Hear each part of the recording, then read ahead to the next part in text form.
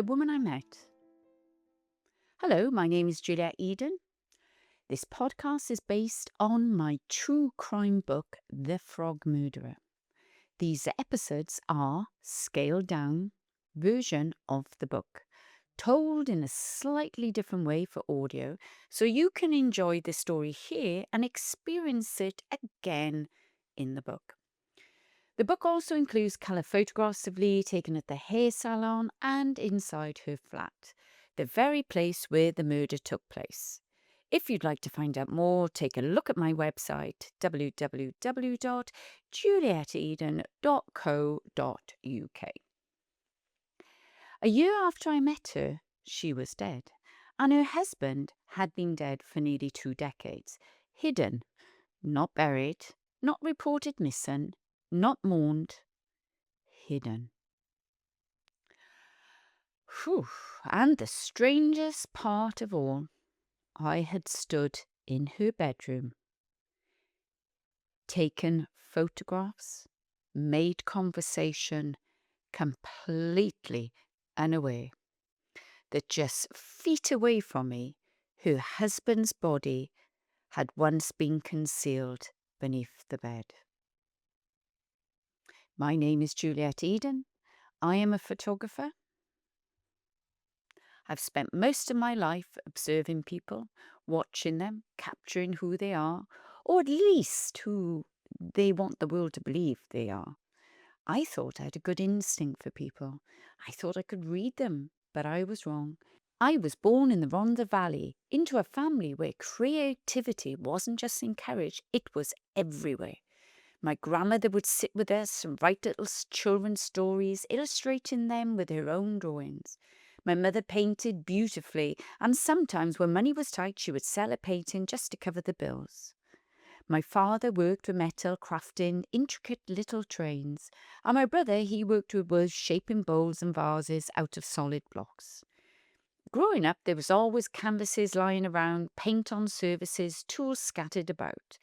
Creativity mattered more than tidiness. It was messy, it was expressive, and it shaped who I became. I followed that path. Eventually, I built a career as a photographer. No formal training, no structured route, just instinct, persistence, and a camera. And over time, I got good at it. Very good, actually. Photography for me was never just about images. It's about people, understanding them, connecting with them, seeing something real beneath the surface. Or at least that's what I believed. Because then I met Lee. It started with a simple phone call. Sean, my hairdresser, rang me. She asked if I'd be interested in doing a small photo shoot. Nothing major, just a bit of fun. 2 older ladies wanted a Hollywood-style makeover, hair, makeup and glamorous photographs. The kind of shoot I've done many times before. There was a catch, though. The pay was £30. Now £30 doesn't even cover fuel, let alone my time, effort and equipment. So logically, it made no sense. But I was bored, and work was quiet. And something about it felt interesting. Sean mentioned one of the women. Her name was Lee, and according to her, Lee had once been a singer, a cabaret performer, someone who had lived a life. There was enough to spark my curiosity, because people with stories are always worth photographing. So I said yes. Before the shoot, I spoke to Lee on the phone. Her voice struck me immediately. It wasn't just what she said, it was how she said it. "Hello, darling." Confident, warm, almost theatrical. Her accent was difficult to place. At times it sounded Welsh.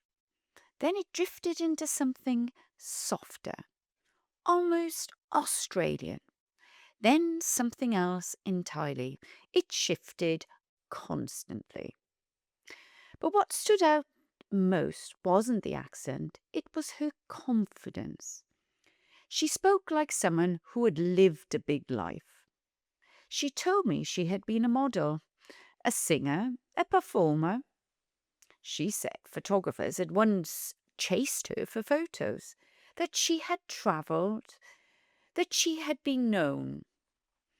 But when I asked her questions, real questions, there were no clear answers. Names were vague, dates didn't quite land, details slipped away.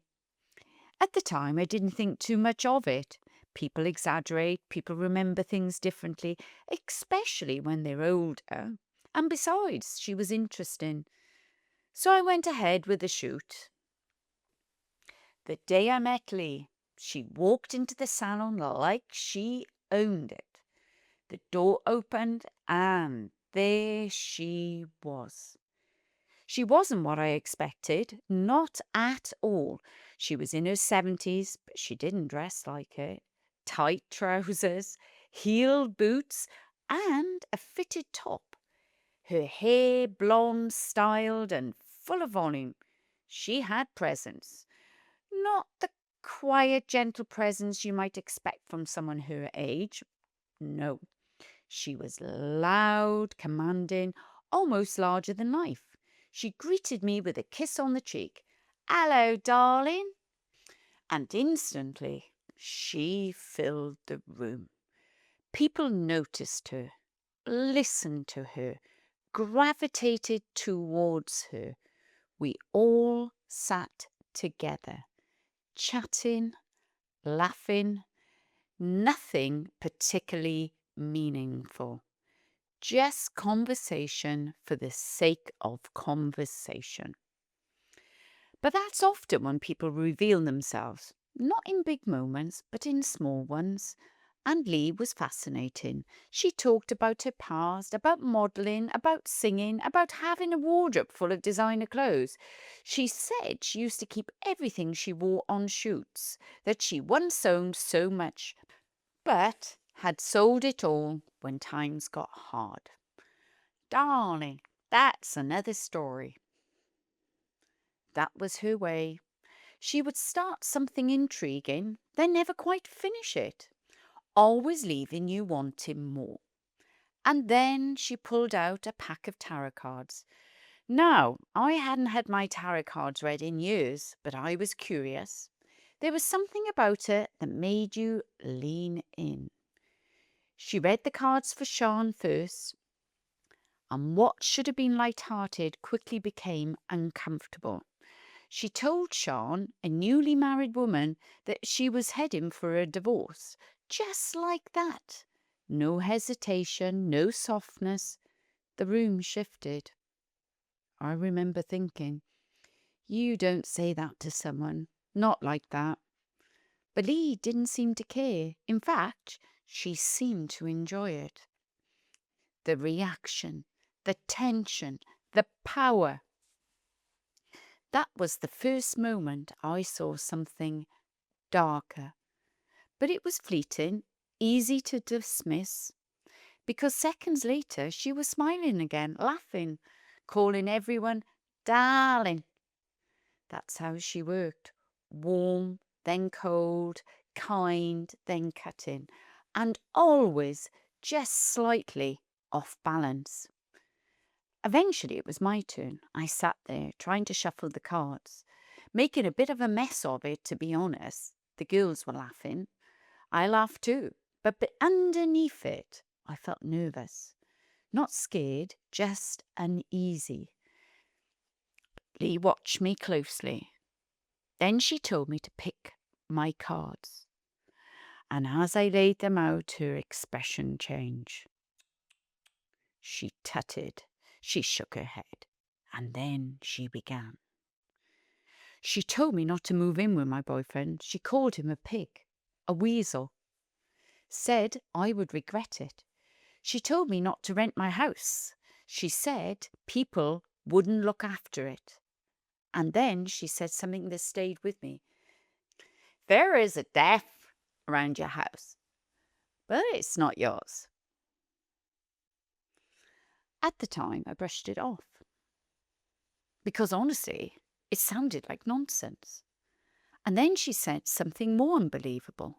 She told me I would sell all her photographs all over the world, that I would make money from them, that she would be famous, and that I would write a book about her.